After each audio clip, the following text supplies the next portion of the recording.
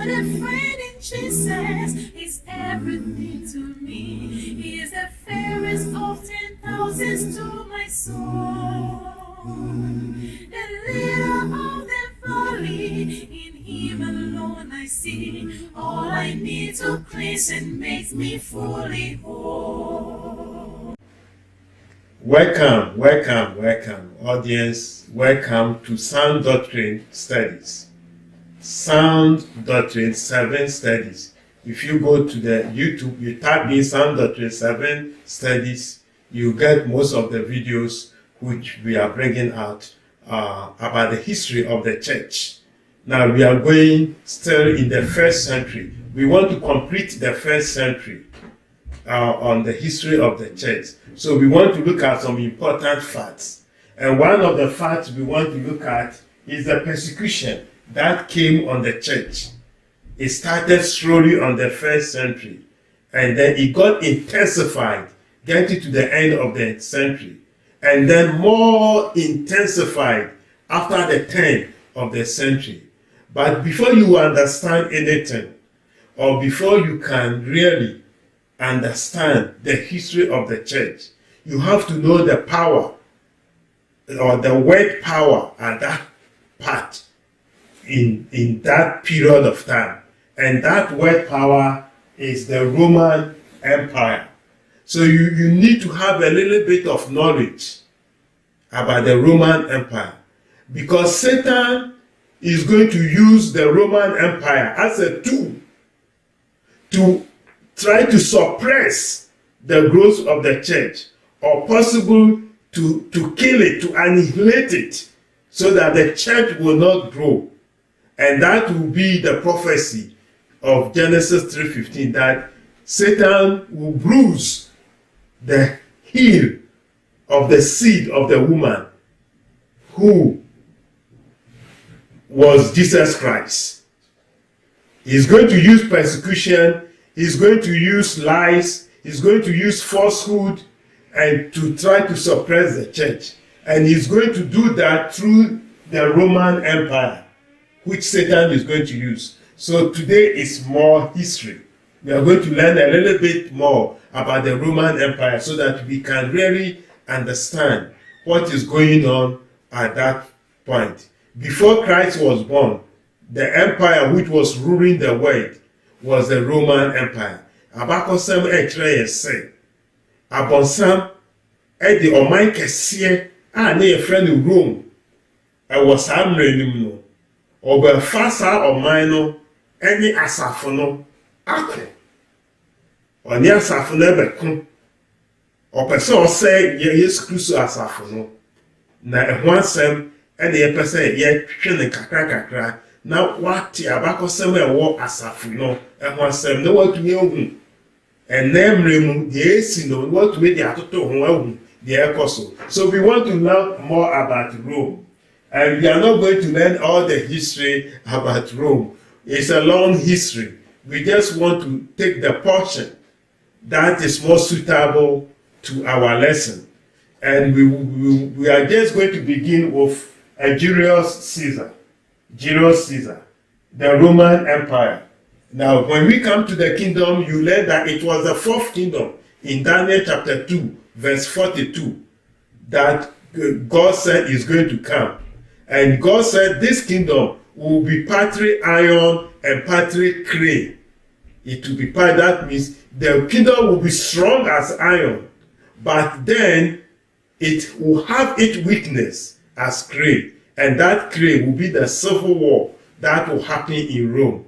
But when Rome say he want to conquer you, they will come and conquer you, as hard as iron. So Julius Caesar, in the year around 63 to 60 before Christ, the Julius Caesar was sent to go and then conquer Gaul, which is modern day France. And then the governor at Rome, backed by the Senate at Rome, was Pompey. So Julius Caesar went, and it was a great conquest. He conquered France, he brought them under the Romans' rule, and then he started to journey back home. after 10 years.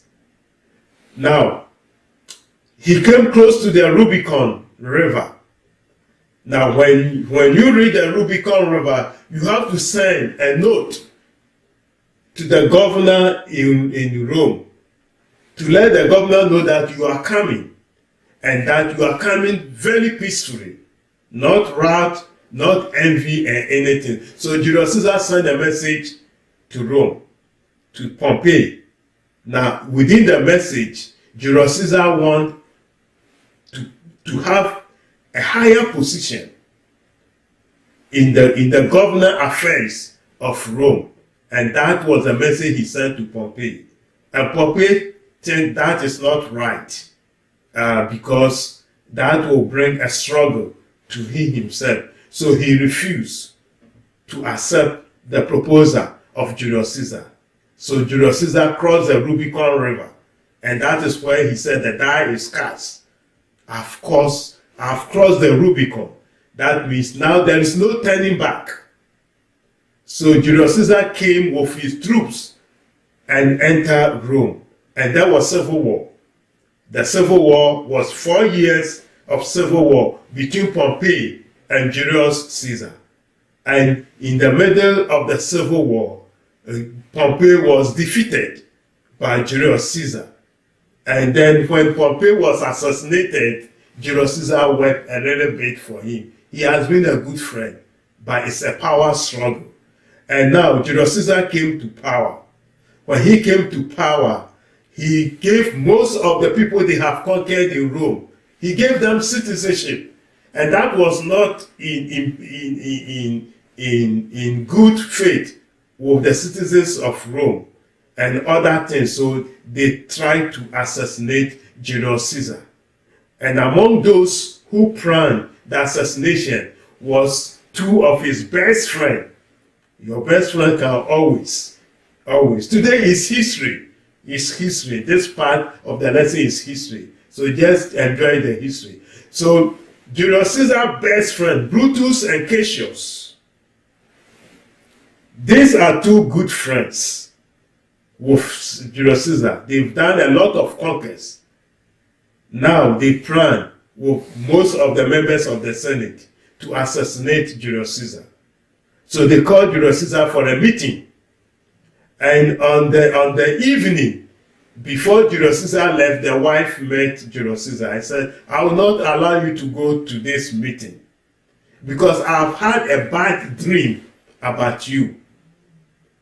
So for 3 times, the wife prevented Julius Caesar from going to the meeting. But on the 3rd time, Julius Caesar took his sword and said, cowards die many times before their death.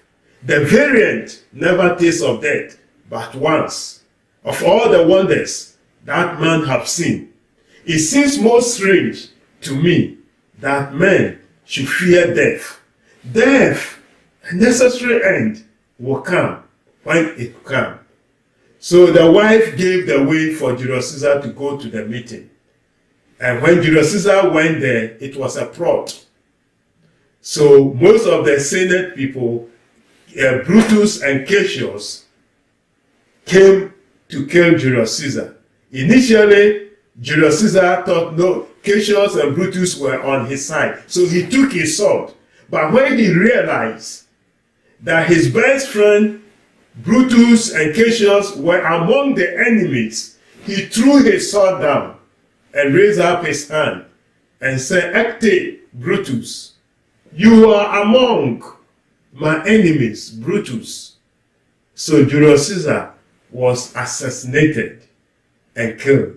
And that's why you don't have to put your trust in all your friends and your enemies. So that was the end of Caesar. So Brutus and Cassius came to power.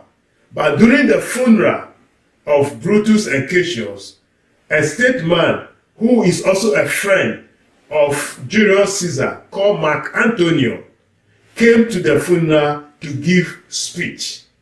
But before the death of Julius Caesar, he adopted a nephew. And that nephew was called Octavian Caesar. Octavian Caesar.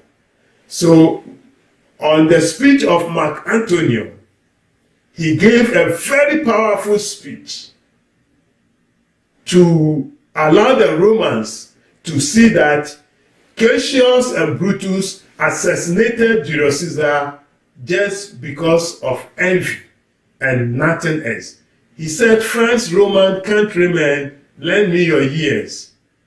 I've come to bury Caesar, not to praise him. The evil that men do lives after they are dead is often entire with their bones. So let it be with Caesar. The noble Brutus have told you that Caesar is an ambitious." He gave a lot of speech. He said, when the poor are crying, Caesar has wealth. Yes, Brutus and Cassius said he is an ambitious man. After the speech, Rome turned against Brutus and Cassius. Now, Octavian Caesar, the adopted nephew of Caesar, joined ally with Mark Antonio, who gave the speech, and they fought Brutus and Cassius. That is the Rome Civil War. That's the Rome Civil War. And then Brutus and Cassius were defeated, and they committed suicide. Now, when they committed suicide,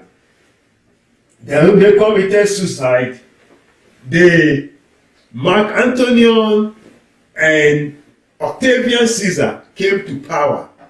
Now, when they came to power, Mark Antonio wanted to give part of the kingdom to Cleopatra of Egypt for something that he did during the conquest of Pompeii. And Octavian Caesar said, "No, this is our kingdom. I'm not going to allow you to give this to the queen of Egypt." And it didn't go well. So there was another civil war between Mark Antonio and Octavian Caesar. So in the war, Octavian Caesar conquered Mark Antonio and came to the throne. And that was the year 31 BC. So when Augustus Caesar, the reason why he got the name Augustus is that he's Octavian Caesar, he changed his name to Augustus. Augustus means possessor of superhuman increase.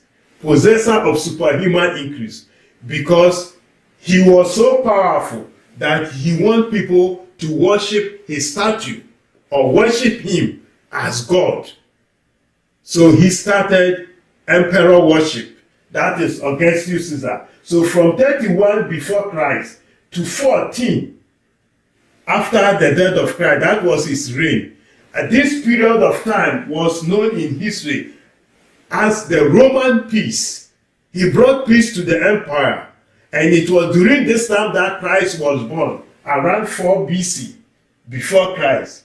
So Christ was born before he ordered all people to go back to their country to register. And that is why Mary and Joseph have to bring Christ to Nazareth to register. And that is to fulfill the prophecy that when Israel was a child, I loved him, and out of Egypt I called my son. And that prophecy was fulfilled. That order was given by Augustus Caesar. Now, he started the emperor worship. And then from Augustus was Tiberius, Caligula, Claudius. Because of time, we are going to deal with those people who caused havoc to the church. So he started emperor worship. Nero came to the throne at the age of 16 years, and he was crazy. Emperor Nero, he came to the throne at the age of 16 years, and he was crazy. So by this time in history, from 54 AD to 68, that was Nero. He assassinated 2 apostles, Peter and Paul. And what happened? There was a great fire in Rome that more than half of the city was burned down. So the Senate called Nero to come and explain why that fire, what caused that fire. And looking around, he put the blame on the Christians, saying that the sect of people who were there, they were the one who caused the fire to Rome. And because of that, they have to go and catch their leaders. And at that time, Paul was in Rome. And then they got Paul. As to whether Peter was in Rome before they got him, we don't really know from history. But he was also assassinated. He was turned head upside down, but Paul was beheaded. And this was the time when Paul wrote to Timothy and said, the time of my departure has come. I have fought a great fight, and now is left to me a crown of glory, which God, through Jesus Christ, is going to give to me. And not only me, but everyone who obeyed the gospel of Christ will receive that crown. The Spirit in Paul was telling Paul that your time has come. This was done by Emperor Nero, very wicked emperor. He died at the age of 30. At the age of 30 years, he committed suicide when he saw that the Senate were coming after him. After Nero, there was instability in Rome.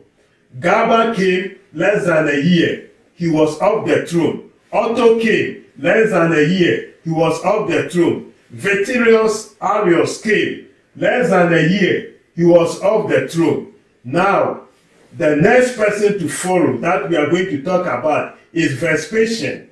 The reason why we are going to talk about Vespasian is that he gave the order for the destruction of Jerusalem. So Vespasian came to power. When he came to power, he has two sons. One is Titus and one is Domitian. So when he came to power, he stabilized the empire. He decided to go and take the route which is going on in Judea, especially in Jerusalem. The Jews were revolting against the authorities of the Roman Empire. So Vespasian made his mind to go and conquer Judea and then destroy Jerusalem. And then while he was going, there was rout in Rome. So he told his son Titus to go and take that mission so that he can go to Rome and stabilize Rome. So he left the conquer of Jerusalem to Titus, and that was to fulfill the prophecy of Daniel and that of Christ. In 70 AD, Jerusalem was utterly destroyed. You can read more of this on the Antiquities of the Jews by Josephus. It was utterly destroyed. And that was why when Christ was coming to Jerusalem, he wept. In Matthew chapter 23, verse 37, Jerusalem, Jerusalem, Jerusalem, you kill the prophets and stone the messengers sent to you by God. How long will you allow me to gather you under my hand, just as a hen will gather his chicken under his wings, but you will not allow me? From now onwards, I tell you, your house is left desolate. He was talking about the destruction of Jerusalem in 70 AD. When Christ told the woman while he was hanging on the cross, women of Jerusalem, do not weep for me, but weep for yourself and for your children. He was talking about the destruction of Jerusalem in 70 AD. In Acts chapter 2, when Peter quoted Acts chapter 2 verse 17 down, that before the great and terrible day of the Lord will come, he was talking about the destruction in 70 AD in Jerusalem. When Daniel quoted, and then Christ came and rehearsed the meaning of Daniel's thing in Matthew chapter 24, verse 15, that when you see the abomination spoken by the prophet Daniel standing on the holy places, then you know if destination has come. Then you know definitely that this is the time has come. Therefore, when you are in the house, when you see Jerusalem surrounded, please don't waste time, run away. All the Christians who heeded to what Paul was saying, to what Christ, was saying. They left Jerusalem. Jerusalem was utterly destroyed, totally destroyed by Titus. And what the abomination was that Titus brought a pig, the abomination thing which the Israelites do not want at all. He put the pig on the altar of God and offered it as a sacrifice to the gods of the Romans. And that was abomination that Titus did. So after Titus, according to history, his brother Domitian poisoned him and took the throne in 81 to 96 AD. Now Domitian was in Domitian, the spirit of Nero was resurrected because he was brutal, he was cruel, he started persecution. Now when Nero gave order for persecution in Rome, it was only in Rome. It wasn't outside Rome. But when Domitian came, he gave order for Christians to be persecuted in all around the Roman Empire. So Domitian was brutal. He started killing the Christians, burning them at martyrdom. And then, so in Domitian, the spirit of Nero was reincarnated. It came back again to life. So Domitian did a very terrible thing at this point in history. That is where Domitian went and got John the Apostle, who was the head of the church in Ephesus, and took him to the island of Patmos. According to sources, they tried to put him in a frying oil. He didn't burn up. So they took him to exile on the island of Patmos. And then on the island of Patmos, this is where John had a revelation and wrote the book of Revelation. It was the last book of the Bible. And one of the things of the book of Revelation is to alert the church that a great persecution is coming. So prepare for the battle of good and evil, which is going to come. So Domitian did a very terrible thing by killing the Christians. And John died around 98 to 99 AD, before the end of the century. All the apostles died. Now, what we have to recap from here is that the Bible was completed totally. The last book was written by the last apostle who died. And in concluding the book, he said, do not add anything, nor take anything away from it. Because the book is complete. It's going to last for generations to come, for you and I today to look at it. So this is the strong empire which rose up during the time that the church started in 33 AD. And this empire Satan is going to use to fight the church.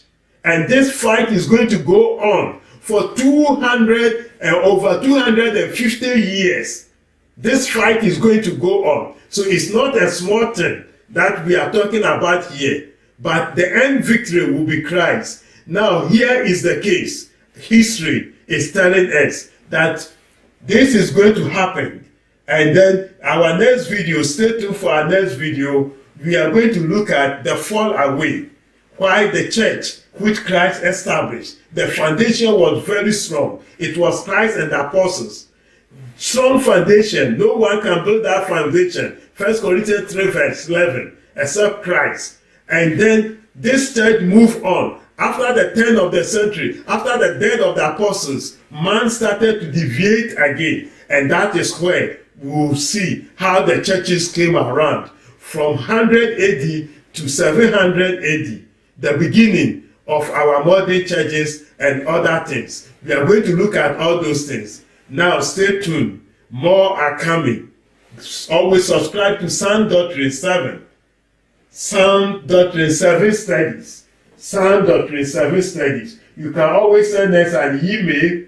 You can send us an email and we will appreciate your email. You can send us an email here. You are welcome to Sound Doctrine 7 Studies. You can contact us in USA by calling this number. It's a toll-free number. You don't need to pay anything. YouTube, you can go to Sound Doctrine 7 Study. You can call this number as WhatsApp, and then you can go here at Sound Doctrine 7. I hope you have enjoyed the latest study about the history of the Roman Empire. May God bless you. Turn tuned to after the first century. What happened? But a friend in Jesus is everything to me. He is the fairest of 10,000s to my soul.